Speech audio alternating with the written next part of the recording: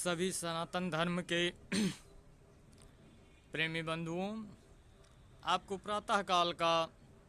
हार्दिक शुभ वंदन। आइए एक नई जानकारी साझा करते हैं और ऐसे विषय पर चर्चा करते हैं जो कबीर पंथ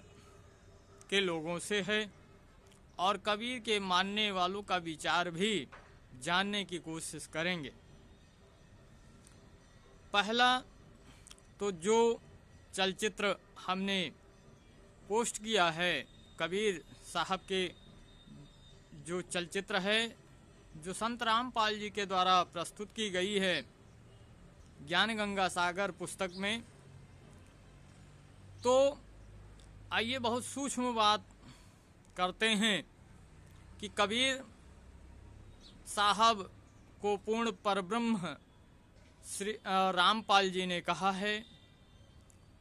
तो मेरा कहना है कि यदि संत रामपाल जी ने कबीर साहब को पूर्ण ब्रह्म कहा है, परमात्मा कहा है और उनकी शाखाएं 3 प्रकार से बांटी हैं, ब्रह्मा विष्णु महेश करके बांटी हैं, तो मेरा ये उनसे कहना है, सवाल है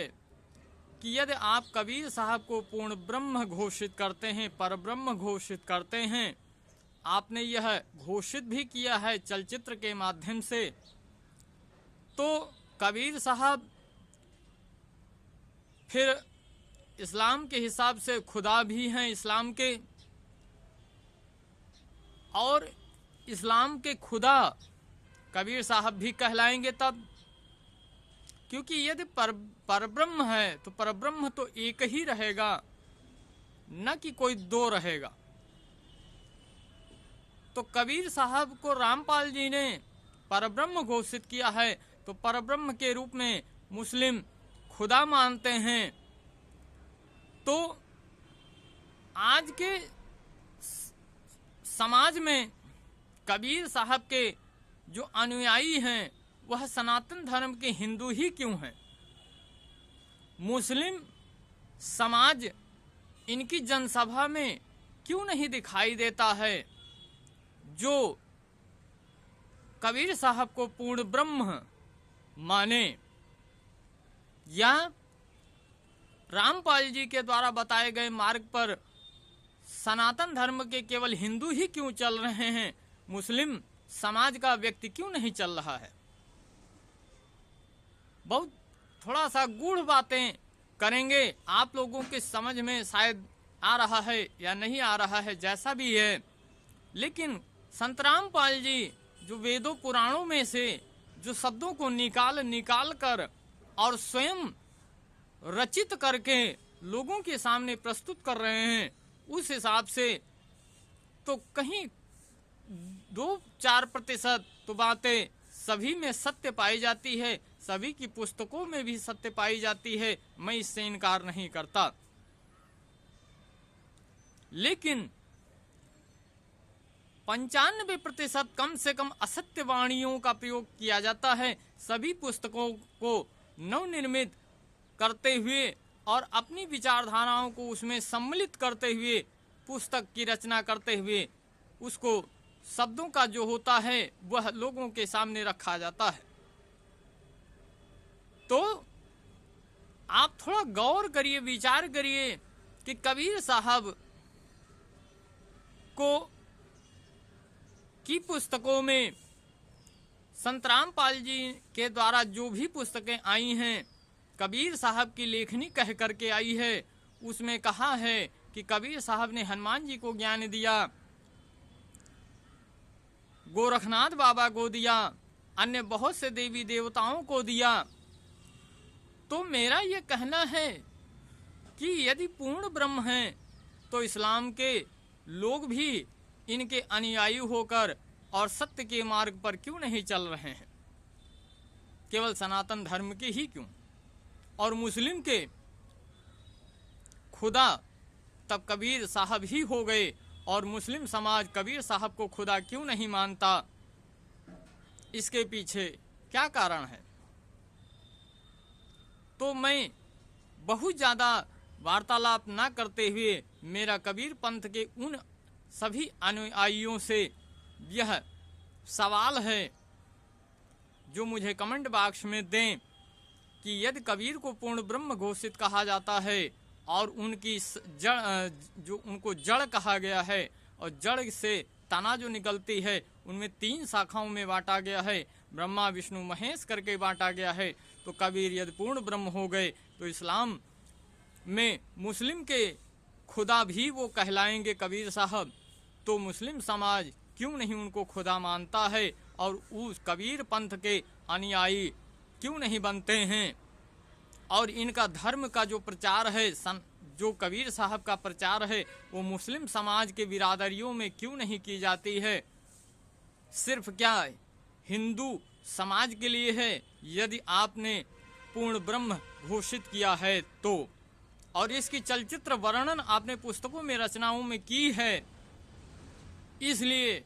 मेरा सीधा सा सवाल है कि यदि आप संत कबीर रामपाल जी के द्वारा बताए गए मार्ग पर और उनकी जो विचारधाराओं के अनुसार जो रचनाएं रचित की जा रही हैं, वह वर्णन आपके सम्मुख भी रखा जाता है, और वेदों, पुराणों, उपनिषदों आदि में जो शब्द हैं उनमें से भी निकाल करके अपने शब्दों की रचनाओं के अनुसार लोगों के सामने प्रस्तुत करते हैं। तो मेरा यह कहना है कि इस्लामिक किताबों में से भी यदि संत रामपाल जी निकाल करके और लोगों के सामने प्रस्तुत करें, तो क्योंकि कबीर साहब को संत रामपाल जी ने पूर्ण ब्रह्म घोषित किया है, तो मुस्लिम समाज के जो इस्लामिक है उसके खुदा भी कबीर साहब हो गए। तो इसलिए इनके अनुयायी भी मुस्लिम समाज के भी होने चाहिए, और मुस्लिम समाज के जो अंदर किताबी पुस्तकें हैं जिससे मुस्लिम समाज भी बहुत से भटके हुए हैं, और उस समाज को सुधारने के लिए एक्स मुस्लिम भी लगे हुए हैं। तो इस दृष्टिकोण से संत रामपाल जी के अनुयायी यूं का जो प्रचार है केवल सनातन धर्म में हिंदू के लिए ही क्यों होता है, मुस्लिम समाज के बीच में क्यों नहीं होता है, और मुस्लिम समाज की एकजुटता के बीच में इनका प्रचार क्यों नहीं होता है? बहु ज्यादा ना कहते हुए इन्हीं शब्दों के साथ विराम देता हूं, और आप लोग स्वयं विचार करिए, गौर करिए। हर एक संत, हर एक समाज, पंथ, मजहब जितने भी हैं वह सब अपनी ओर खींचने में लगे हुए हैं, खींचातानी शब्दों के अनुसार कर रहे हैं। कहते हैं, मुझे याद आता है कि गांधी जी के 3 बंदर थे, एक आंखों पर पट्टी बांध लिया था, दूसरा कान से बहरा था, तीसरा जिसको सुनाई ही नहीं देता था, और चौथा जो गूंगा था। मनुष्य उन 3 श्रेणियों में हमको यह पूरी प्राणी जगत मात्र दिखाई देती है कि आंखों पे हाथ, आंखों से न देखना, कानों से न सुनना और मुंह से न बोलना, यह 3 आचरण 3 बंदरों के जो गांधी जी का कहा जाता है, यह पूरी प्राणी मात्र जगत में व्याप्त है। आंखों से पट्टी, तो मैं सुप्रीम कोर्ट के जस्टिस को बहुत धन्यवाद देता हूं कि उन्होंने न्याय तुला की पट्टी जो हटा दी है और न्याय तराजू को बराबर पलड़े के बराबर रख दिया है। इसलिए मैं सुप्रीम कोर्ट के जस्टिस को सीधा चरण स्पर्श करते हुए प्रणाम करते हुए बहुत बहुत धन्यवाद देता हूं कि मनुष्य की आंखों को खोलने के लिए उन्होंने समाज और पूरे जगत में एक संदेश दिया है कि मनुष्य अंधा नहीं है। इसलिए बाकी शेष जो 2 बचे हैं, उस दृष्टिकोण से गूंगा और बहरा, यह 2 शब्द अभिशेष हैं। मनुष्य से एक और सवाल करता हूं, यदि आपको जो नाम दिया जाता है, जीवात्म रूपी शरीर का जो नाम धरा जाता है, क्या आप उस नाम रूपी शब्द के अनंत गहराइयों के रहस्यों को आप भलीभांति जानते हैं? दूसरे जीवात्म रूपी शरीर को जो नाम दिया गया है उसकी बातों को छोड़ दीजिए, आपको जो नाम स्वयं का है उस नाम की अनंत गहराइयों को, रहस्य को आप भलीभांति परिचित हैं। यदि आप उससे परिचित नहीं हैं तो पूर्ण ब्रह्म से परिचित आप नहीं हो सकते हैं, और बाहरी जो माया मंडल है उसमें आप लिप्त हो जाएंगे और आप भटक जाएंगे। इसलिए मनुष्य को इधर उधर न भटकते हुए अपने उस निराकार निरंजन अविनाशी अनंत रूपी नाम है और कर्म जिसका काम है वह विश्वकर्मा ही निरंजन एकमात्र कहलाता है। आप चाहे उसे ईश्वर कहिए या निरंजन कहिए या निराकार कहिए या परब्रह्म कहिए, सिर्फ एकमात्र सभी प्रकार सभी दृष्टिकोण से यदि उसको मिलाकर देखा जाता है तो सिर्फ विश्वकर्मा नाम शब्द रूपी परब्रह्म घोषित होता है। इसी के साथ आप विचार करिए, मंथन करिए। यदि हमारी वीडियो सही लग रही है और सत्य लग रही है तो आप हमारे YouTube चैनल को सब्सक्राइब करिए, लाइक करिए और अधिक से अधिक शेयर करिए। फेसबुक पर फॉलो करिए और ज़्यादा से ज़्यादा शेयर करिए। इसी के साथ अंत में कहिए अलख निरंजन विश्वकर्मा कलयुग महाराज की जय।